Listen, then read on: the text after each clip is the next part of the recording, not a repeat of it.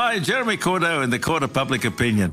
I'm just on air here to let you know that we'll be live streaming the Court of Public Opinion every Friday between 9 o'clock and 12 on jeremycordeaux.com. Please join us. We'd love to have you.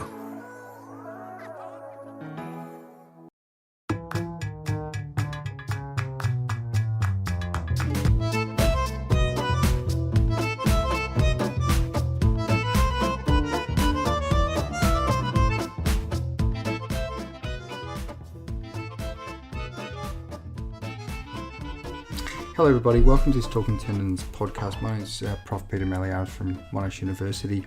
So in the last episode we did talk about the relationship between load pain and kinesiophobia, which is a really interesting one, and we talked about some of the sort of how that may influence assessment. So have a look at that if you haven't already. This discussion today will probably extend some of those ideas.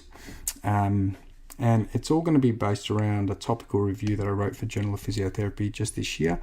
It's called Physiotherapy Management of Achilles Tendinopathy. So, as I say, last week we talked more about kinesiophobia and load test pain, how it influences assessment. This week we'll talk more about exercise. So we know that when we're doing exercise for Achilles tendinopathy, there's no real gold standard. We've got things like the heavy slow resistance program, the Silbernagel program. They're really good programs in their own way, and we know that the evidence shows that for at least self-reported pain and disability outcomes, there's not really much difference between some of these programs, and that sort of then leads to questions about the mechanisms of these programs, given they're so different and they lead to similar outcomes. The other thing that makes us question mechanisms, so we used to have this really biomedical view of Achilles tendinopathy where we thought that, if you just get them stronger and you just load the tendon, it will heal a bit and then the pain will get better. Well, now we know that doesn't really happen, because you can improve pain, and often pain does improve, and so does self-reported disability, but their tendon, in terms of pathology, still looks the same, and their strength sometimes doesn't improve, actually commonly doesn't improve. So we know it's not a simple case of just loading and everything will magically improve because their tendon will heal. So what are the mechanisms? Well, we know for other persistent musculoskeletal pain that exercise is a really good way to improve confidence, improve self-efficacy, and reduce movement-related fear.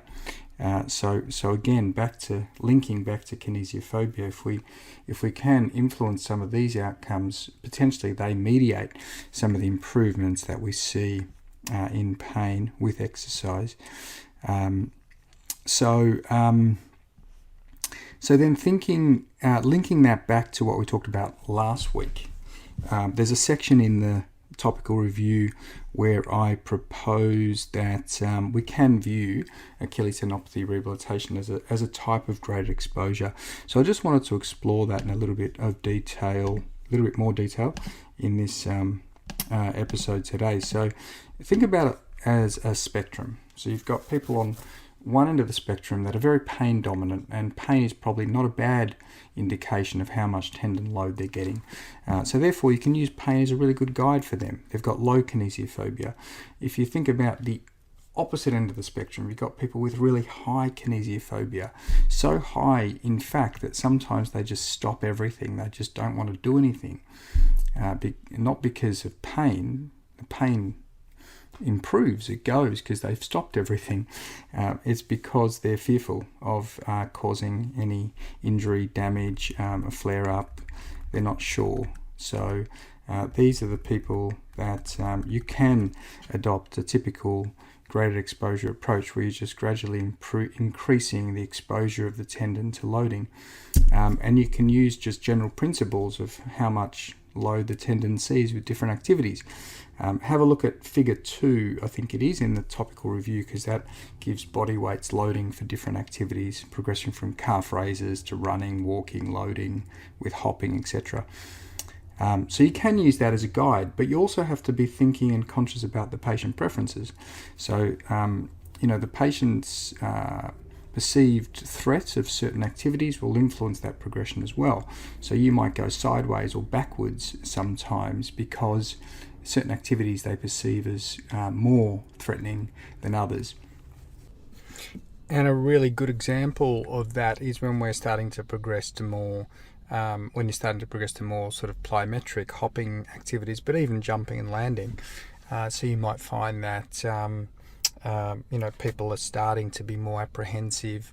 And we talked about some of the assessments and looking at, detecting signs of apprehension when they're doing activities like this. So you're looking for those signs. Now, they might also be reporting that they're really tentative or not wanting to do certain activities. And then, so for example, it might be that when you start doing, say, a landing activity, double leg is okay, but once you go to single leg, people are not wanting to do it or really apprehensive, and therefore you might need to modify. You might need to go sideways to a different activity with a similar load profile, or you might need to then just modify that landing on single leg by using a very much smaller step.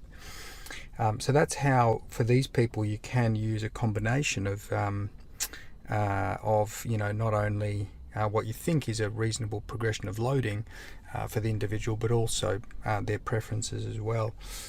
And then if you're thinking about that spectrum, you've also got people in the middle, and these people have probably got a mix of kinesiophobia, as maybe not as high kinesiophobia where they stop everything, but there's some kinesiophobia that might be influencing their pain expression.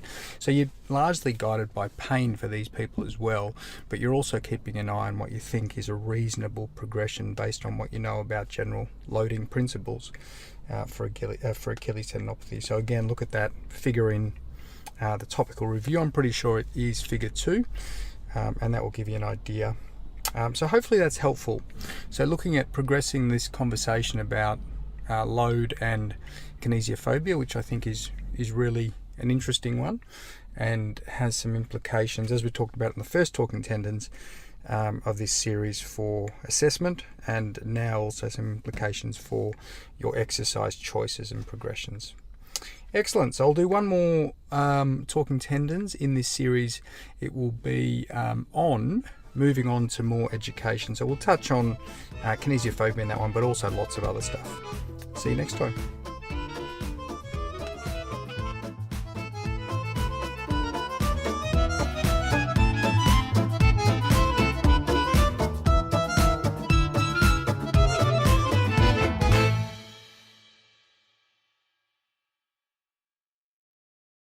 Hi, Jeremy Cordeaux in the Court of Public Opinion.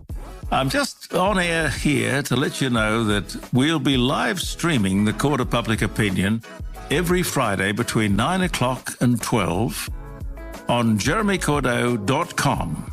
Please join us. We'd love to have you.